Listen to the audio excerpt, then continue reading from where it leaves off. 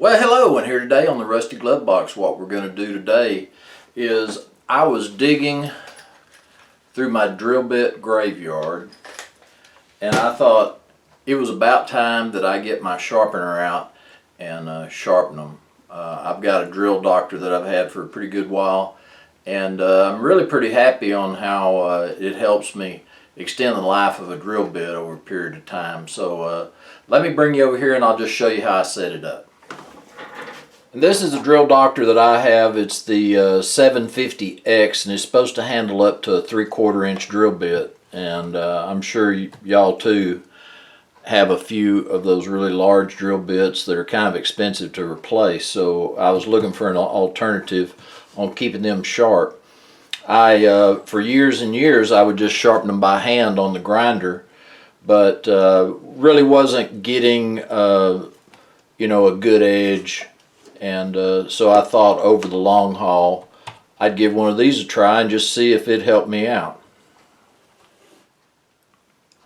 If you can see this is kind of one thing that you'll run into. It's that corner right there. It gets burned off, and a number of things can cause that. Drilling it dry, not putting any lubricant on there. But it'll end up hanging and it'll bust that cutting edge, and it'll only go in so deep, and that's it. I think you can see it right here is the 118 degree, and some drill bits are 118 degrees, some are 135 degree, and this will do either drill bit, or you could even make a little bit of a custom. You see that it has like little teeth right here, left and right. This side is the minus, this side is positive. That's important when you're setting up your drill bit to get it sharpened. This is your holder, and your holder on each side is going to have one of these little tabs sticking out.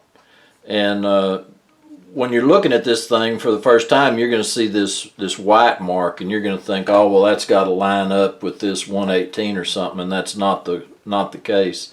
It's these tabs right here, and I generally 99% of the time I'm cutting 118, so I would line up that tab on the 118. I think what you can see here, you can see the 118, and you can see that the bit holder is in there. Alright, what the instruction says, if you want to cut a 135, move it one groove to the negative side, and then that will cut the 135. It has several grooves that you could go, and you could just cut a multitude of angles. Probably, I would say, depending on the metal that you're cutting.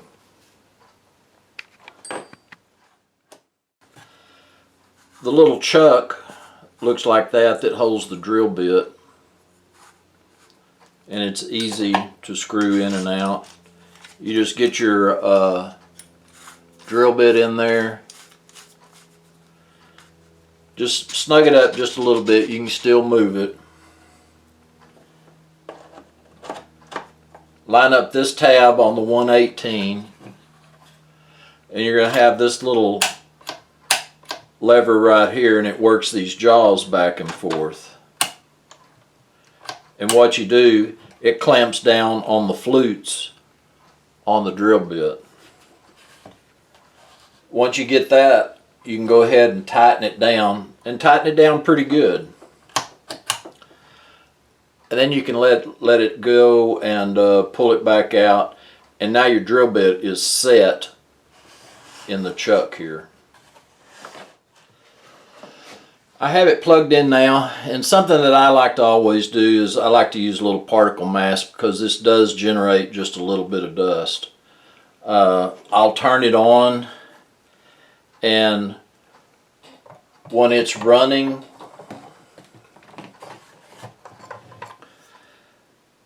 this dowel right here rides on this eccentric, and it actually rocks this drill bit, and it keeps everything at the right angle. And so we'll get started and you'll kind of see how that works.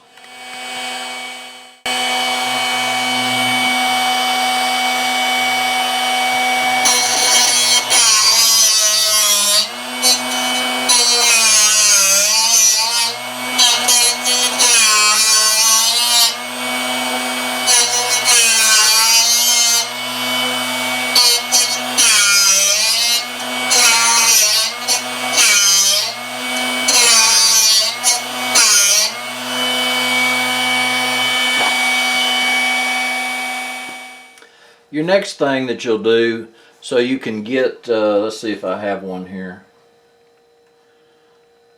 If you can kind of see how this bit has a cutback on it.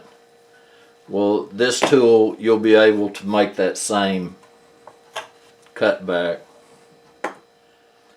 So what you're going to do is the little white mark is going to line up with this little dash right here that's cut into the housing, and you'll just push it in right there until it stops. You'll hear it grind.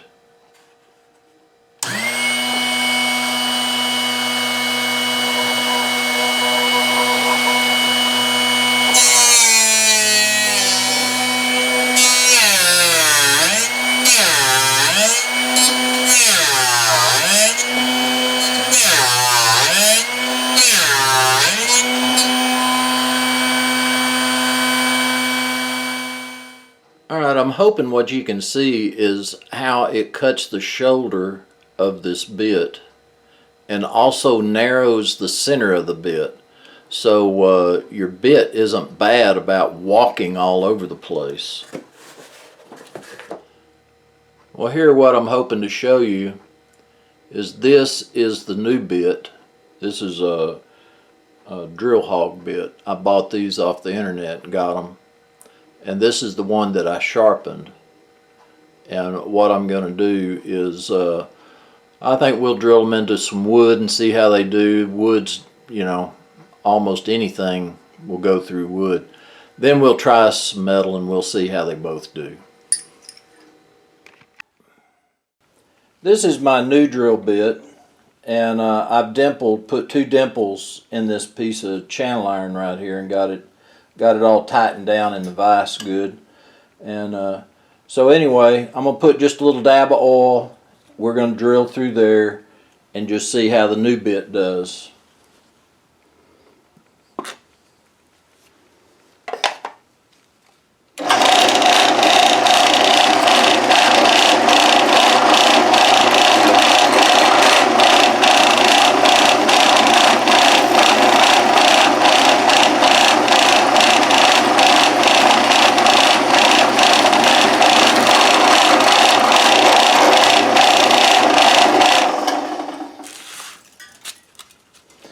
And it drilled through there real quick and nice and just like you'd expect it to. It's a brand new drill bit. But anyway, what I'm going to do now is take my drill bit that I've sharpened, and we'll get it set up, and we'll drill a hole with it. Now here we've swapped bits. We put in the bit that we've sharpened. I put a little dab of oil here just like I did on the other one. And I'm not going to push on it or hold back any more than I did on the other one. So let's see how it does.